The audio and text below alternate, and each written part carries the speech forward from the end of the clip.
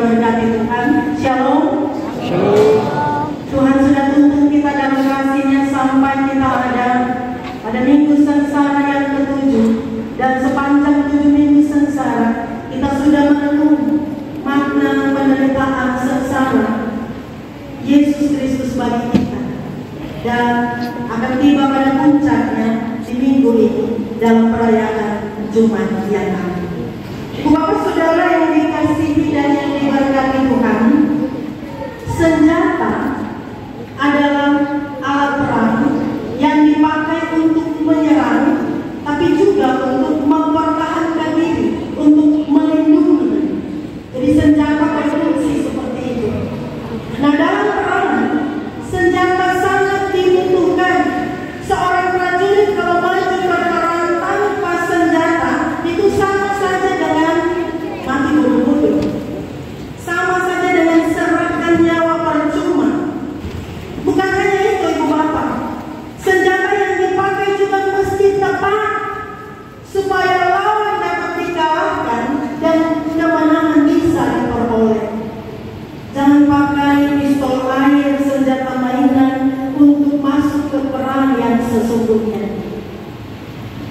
Nah, Ibu Bapak Saudara yang dikasihi Tuhan, ketika Yesus akan memasuki jalan salib, doa menjadi senjata yang memampukan Yesus untuk tuntaskan misi di Golgota sampai selesai. Hari ini tema kita adalah doa senjata menghadapi pencobaan. Jemaat yang dikasihi Tuhan, doa Yesus di Taman Getsemani adalah sebuah doa yang sangat spesial. Ini doa menjelang puncak dari seluruh misi Yesus menjadi manusia untuk menebus dosa manusia. Dan Lukas menggambarkan bahwa Yesus di Taman Getsemani itu mengalami pergumulan yang sangat hebat. Lukas bahkan menggunakan istilah agonia untuk menggambarkan bagaimana pergumulan hebat itu sehingga lalu Yesus menetes seperti tetesan darah. Di Taman Getsemani, Ibu Bapak Saudara, Yesus berdoa, "Ya Bapakku, jikalau Engkau mau, ambillah cawan ini daripada." Ibu Bapak Saudara, cawan penderitaan menggambarkan murka Allah. Jadi ketika Yesus meminum cawan derita itu, artinya Yesus menanggung murka Allah yang harusnya kita tanggung karena dosa-dosa kita. Tapi di Taman Getsemani, Yesus berdoa. Yesus memilih untuk taat melakukan kehendak Bapa. Yesus berdoa, "Bukanlah kehendakku, melainkan kehendak-Mu lah yang terjadi." Dan doa menjadi senjata ampuh yang membuat Yesus menang atas pencobaan. Jadi Ibu Bapak Saudara, di Taman Getsemani, Yesus menebus kegagalan Adam yang jatuh ke dalam dosa di Taman Eden. Di Taman Getsemani kita mendapati, kita belajar bahwa ternyata para murid mengabaikan doa. Itu sebabnya mereka tertidur. Ternyata para murid tidak menjadikan doa sebagai senjata. Itu sebabnya kuasa kegelapan terjadi dan menang. Para murid tertidur dan Yudas menjual Yesus, memanipulasi ciuman, bersandiwara seolah mencium tanda kasih, padahal itu sebuah pengkhianatan. Para murid juga menggunakan pedang sebagai senjata, bukan doa yang menjadi senjata, sehingga mereka menyerang imam besar dan memotong telinga kanannya.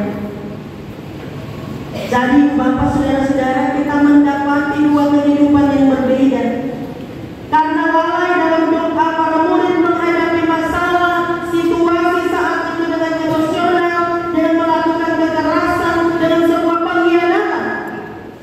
Tetapi Yesus menjadikan doa sebagai senjata ampuh untuk menang melawan pencobaan.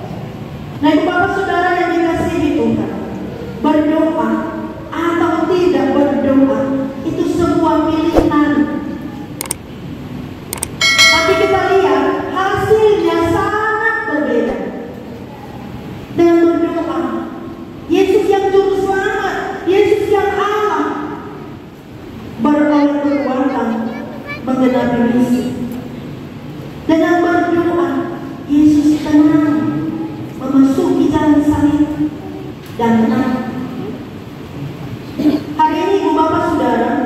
Ada 18 saudara yang akan ditentukan sebagai anggota sini jemaat yang baru.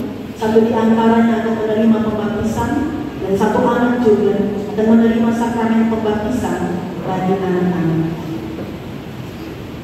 Nah, dalam meditasi untuk calon anggota sini baru, mereka melakukan meditasi doa labirin.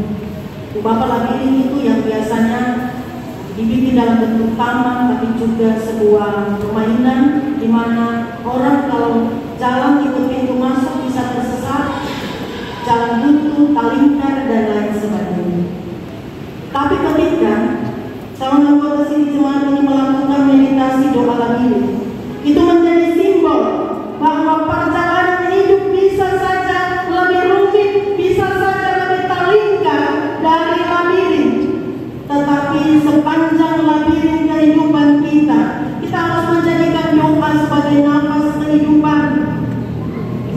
Anak-anak itu masuk ke dalam labirin sambil berdoa di dalam perjalanan dan pegang Alkitab. Mereka harus berpegang pada firman Tuhan sepanjang perjalanan kehidupan. Doa harus menjadi senjata supaya pengakuan dan janji yang diucapkan saat ini tidak dikhianati. Bukan hanya ucapan yang manis di bibir dan enak di telinga, tapi tidak dibuktikan di dalam hati.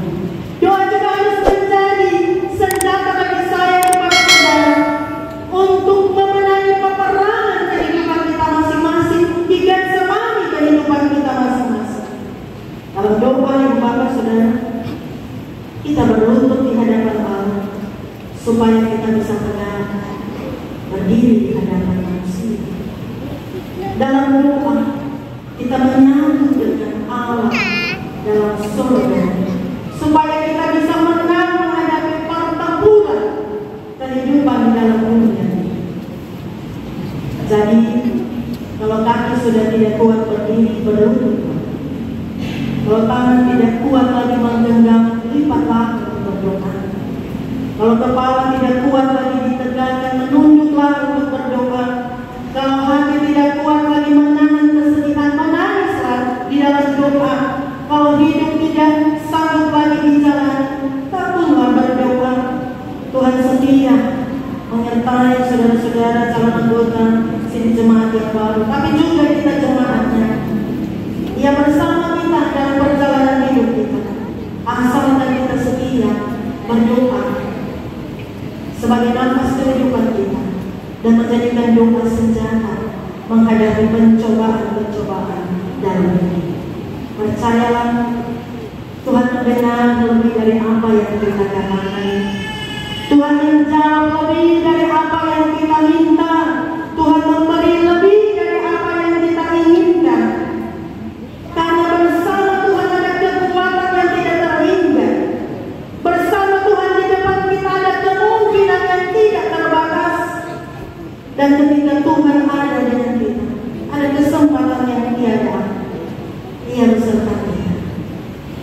Berpeganglah pada pengakuan dan janji kita di hadapan. Amin.